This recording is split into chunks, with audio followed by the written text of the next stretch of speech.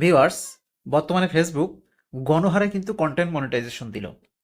তো এই গণহারে কন্টেন্ট মনিটাইজেশন যে দিল তার ভিতরেও আপনি কিন্তু কন্টেন্ট মনিটাইজেশন পেলেন না। তো আপনি কেন কন্টেন্ট মনিটাইজেশন পেলেন না, আপনার কি কি কারণ আছে, কোন সমস্যাগুলো আপনার পেজে আছে, সেগুলো কিন্তু আপনি এখন চেক দিতে পারবেন যে আপনিও কন্টেন্ট মনিটাইজেশন পাবেন কিনা। তো কন্টেন্ট মনিটাইজেশন পাবেন কিনা এটা আপনি কিভাবে চেক দিবেন, চলুন তাহলে দেখে নিন। ফেসবুকে যে অফিসিয়াল অ্যাপ্লিকেশন আছে সেই অফিসিয়াল অ্যাপ্লিকেশনে চলে আসবেন। আসার পরে জাস্ট আপনার যে প্রোফাইল আইকন, এই প্রোফাইল আইকনে একটা ক্লিক করবেন। প্রোফাইল আইকনে ক্লিক করার পরে এখানে দেখেন মোর বলে একটা অপশন, তো এই মোরে একটা ক্লিক করবেন, করে আপনি এই ভিডিওটা সিলেক্ট করবেন। তো ভিডিও সিলেক্ট করার পরে এখানে দেখেন নিডস রিভিউ, এই নিডস রিভিউ জাস্ট এই অপশনটাতে একটা ক্লিক করবেন। এই অপশনটাতে ক্লিক করার পরে দেখেন এইখানে যদি আপনার পেজে কোনো প্রবলেম যদি থাকে, ঠিক আছে, আপনার ভিডিওতে কোনো কপিরাইট কন্টেন্ট, হ্যাঁ, আপনার মিউজিকে কোনো কপিরাইট মানে কপিরাইট এগুলো যদি থাকে তাহলে কিন্তু এইখানে শো করবে। তো এখন দেখেন this piece only visible to you, এখন এইখানে কোনো কন্টেন্ট মিউট নাই, অর্থাৎ ফেসবুক কিন্তু আপনাকে এইখানে জানাই দেবে যে আপনার এই কন্টেন্টটা প্রবলেম, আপনি এটা ডিলিট করেন। তো এরকম যদি থাকে তাহলে অবশ্যই কি করবেন, আপনি সেই ভিডিও বা ইমেজ এটা আপনি ডিলিট করে দেবেন। এরপরে যদি আপনি গুগল থেকে নামিয়ে কোনো ইমেজ পোস্ট করে থাকেন, সেই ইমেজটা আপনি নিজ দায়িত্বে ডিলিট করে ফেলবেন। এরপরে যদি অন্য কোনো পেজের ভিডিও যদি আপনি নামিয়ে ডিলিট মানে আপলোড করে থাকেন তাহলে সেটা অবশ্যই ডিলিট করে ফেলবেন। ডিলিট করে ফেলার পরে প্রথম স্টেপ আপনার শেষ।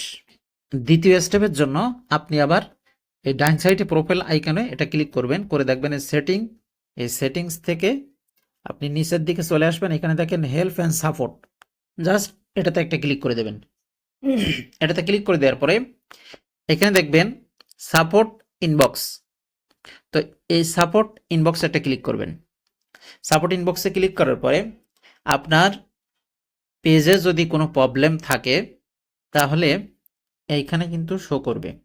তো আমাদের এই পেজটাতে কোনো প্রবলেম নাই, আমাদের এখানে যেগুলো শো করতেছে সেটা হচ্ছে পেজের নাম চেঞ্জ করছি আমরা। তো এই পেজের নাম চেঞ্জ করছি, এই জন্য সেগুলো এখানে জাস্ট এই যে শো করতেছে, ঠিক আছে, এই যে এগুলো কিন্তু পেজের নাম চেঞ্জ করছি, এগুলো শো করতেছে। এখন আপনার যদি কোনো কন্টেন্টে প্রবলেম থাকে তাহলে এখানে শো করবে, আপনি সেটাকে চাপ দিয়ে ধরে ডিলিট করে দেবেন।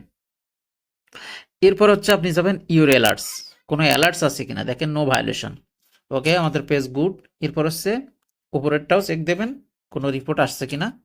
তো এগুলো চেক দেওয়ার পরে যখন আপনার সবগুলো ঠিকঠাক থাকবে তখন আপনি কিন্তু মানে মনিটাইজেশন পাওয়ার জন্য এখন উপযুক্ত।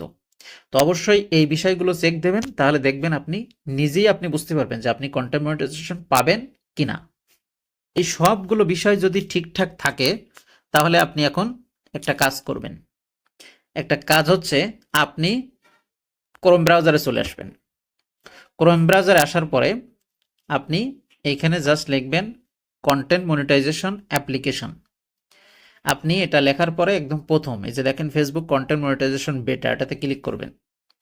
এটাতে ক্লিক করার পরে একদম প্রথম যে ফর্মটা আপনার আছে, ঠিক আছে, আমরা এটাকে একটু ডেস্কটপ সাইড করে নিই তাহলে আপনাদের দেখাতে সুবিধা হবে। এই যে দেখেন আসার পরে এইখানে দেখেন আই এম ইন্টারেস্ট বলে একটা অপশন, তো এই আই এম ইন্টারেস্টে যখন আপনি ক্লিক করবেন তখন একটা ফর্ম ফিল আপ করার জন্য একটা অপশন পাবেন। এই যে আই এম ইন্টারেস্টে ক্লিক দিলাম, ক্লিক দেওয়ার পরে এখানে দেখেন আপনার মেইল, এখানে হচ্ছে আপনার ফেসবুক প্রোফাইল হলে প্রোফাইল, পেজ হলে মানে পেজ, এটা লিঙ্ক দেবেন, আর আদার্স একটা সোশ্যাল মিডিয়া টিকটক বা ইউটিউবটা দেওয়ার চেষ্টা করবেন। এটা দিয়ে জাস্ট আপনি এই যে সাবমিট, এই যে লেটস ডু দিস, এটাতে ক্লিক করে দেবেন। তো এটা করার পরে আপনি 7 দিন ওয়েট করবেন, যদি আপনি কন্টেন্ট মনিটাইজেশন পাওয়ার যোগ্য হন তাহলে অবশ্যই আপনি পেয়ে যাবেন।